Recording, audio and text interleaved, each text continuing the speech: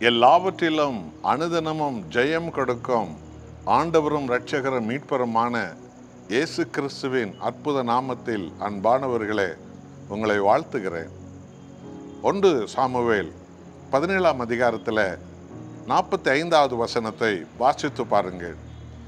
பெலிஸ்தியர்கள் இஸ்ரவேலர்களை எதிர்க்க லட்சக்கணக்கான படைகளோடு கூட அவர்கள் வந்து யூதாவை வந்து சூழ்ந்து கொண்ட போது, அவர்கள் மத்தியில் பரிசுத்தாவின் அபிஷேகத்தால் நிரம்பிய தாவீது என்கிற வாலிபன் ஒருவன் மாத்திரம் கோலியாத் என்பவனை எதிர்த்து ஜெயிக்க அவர் புறப்பட்டு சென்றபோது, அந்த கோலியாத் அநேக வினோதமான ஆயுதங்களோடு கூட தாவீது எதிர்க்க வந்தான். ஆனால் பரிசுத்தாவின் அபிஷேகம் பெற்ற தாவீது, தேவனாகிய கர்த்தருடைய நாமத்தினால் நான் உன்னை தோற்கடிப்பேன் என்று சொல்லி போரிட்டு ஜெயித்ததைத்தான் இந்த நாளில் ஆவியானவர் உங்களுக்கு நமக்கு உணர்த்துகிறார். 1 சாமுவேல் 17ஆம் அதிகாரம் 45வது வசனத்தை பாருங்கள். அதற்கு தாவீது பெலிஸ்தனை நோக்கி, நீ பட்டயத்தோடும் ஈட்டியோடும் கேடகத்தோடும் என்னிடத்தில் வருகிறாய், நானோ நீ நிந்தித்த இஸ்ரவேலுடைய இராணுவங்களின் தேவனாகிய சேனைகளின் கர்த்தரின் நாமத்தினால் உன்னிடத்தில் வருகிறேன் என்றார். அல்லேலூயா. ஏறக்குறைய 3500 ஆண்டுகளுக்கு முன்பு நடந்த சம்பவம் இது.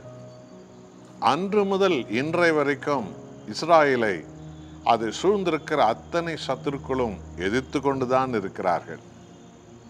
ஆனால் அந்த நாளிலே லட்சக்கணக்கான இராணுவ வீரர்கள் வினோதமான ஆயுதங்களோடு கூட இஸ்ராயேலை சூழ்ந்து அவர்களை நிர்மூலமாக்குவோம் என்று வந்தார்கள். இஸ்ராயேல் என்ற தேசத்தை தேவனாகிய கர்த்தர் தான் ஆபிரகாமுக்கு வாக்குத்தத்தமாக அதை கொடுத்தார். ஈசாக்கு யாக்கோபுக்கு அதை உறுதி செய்தார். இஸ்ராயேல் என்ற பெயரை தேவனாகிய கர்த்தர் தான் யாக்கோபுக்கு கொடுத்தார்.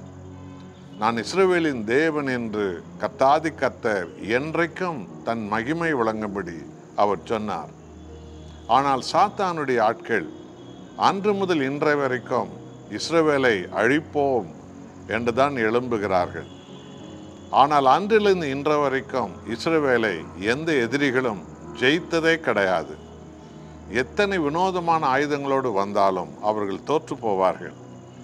இன்றைக்கும் கூட லட்சக்கணக்கான எதிரிகள் படைகள் இஸ்ரவேலை சூழ்ந்த போது பரிசுத்த ஆவியால் நிரம்பிய தாவீது, நீ ஈட்டியோடு வருகிறாய், கேடகத்தோடு வருகிறாய், வினோத ஆயுதங்களோடு வருகிறாய், ஆனால் நானோ இஸ்ரவேலின் தேவனாகிய கர்த்தருடைய பரிசுத்த நாமத்தினால் உன்னிடத்தில் வருகிறேன் என்று சொல்லி ஒரு சிறு கூழாங்கல்லை வைத்து கோலியாத் என்பவனை தாவீது கொன்று போட்டார்.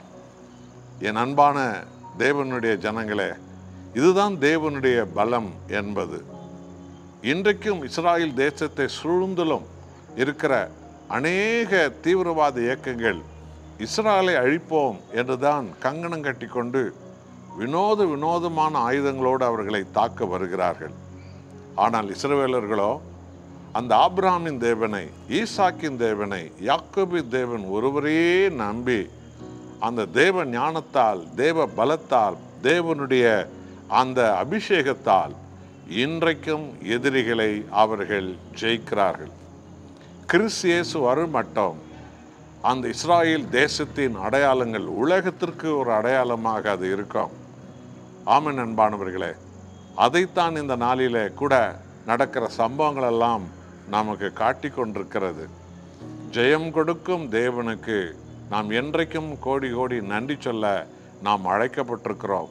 நாம் சாத்தானை ஜெயிக்கவும், சாத்தானின் தீமைகளை ஜெயிக்கவும், சாத்தானுடைய மாந்திரிகத்தை ஜெயிக்கவும், சாத்தானுடைய மனிதர்களை ஜெயிக்கவும் இயேசுவின் நாமத்தினால் நாம் எல்லோரும் அபிஷேகம் பண்ணப்பட்டிருக்கிறோம், நாம் அழைக்கப்பட்டிருக்கிறோம். அந்த ஜெயத்தை கர்த்தர் தன் ஜனங்களுக்கு இன்றைக்கும் கொடுத்து, என்றைக்கும் இயேசுவே மகிமையின் கர்த்தர் என்பதை உலகமெங்கும் அவர் உயர்த்தி கொண்டே இருக்கிறார். ஜெயம் தரும் தேவனுடைய சமூகத்தில் நம்மை நாம் அர்ப்பணிப்போமா? அன்புள்ள நேசக்கர்த்தாவே, இஸ்ரவேலர்களை அந்த நாளில் எதிரிகள் வந்து சூழ்ந்த போது அபிஷேகம் பெற்ற தாவீது உமது நாமத்தினால் கோலியாத்தை அவர் நிர்மூலமாக்கி இஸ்ரவேலை அவர் மீட்டுவிட்டார். தாவீதின் தேவனே தேவன் என்று எல்லோருமாய் இன்றை வரைக்கும் மகிமைப்படுத்தும்படி கர்த்தர் செய்திருக்கிறீர். இன்றைக்கும் கூட இஸ்ரவேலை சூழ்ந்திருக்கிற எல்லா தீவிரவாத இயக்கங்களின் மத்தியில் இருந்தோம் இஸ்ரவேலின் தேவனே நீரே தேவன் என்பதை முழு உலகத்துக்கும் காட்டி அவர்களுக்கு ஜெயத்தை கொடுக்கிறீர். உம் நாமம் மகிமைப்படுவதாக. என்னோடு சேர்ந்து ஜெபிக்கிற உமது பிள்ளைகள் சாத்தானின் ஆவிகளை ஜெயிக்க, தீமைகளை ஜெயிக்க, ஆண்டவரே பாவத்தை ஜெயிக்க பலன் தருவீராக. இயேசுவின் நாமத்தில் பிதாவே, ஆமென்.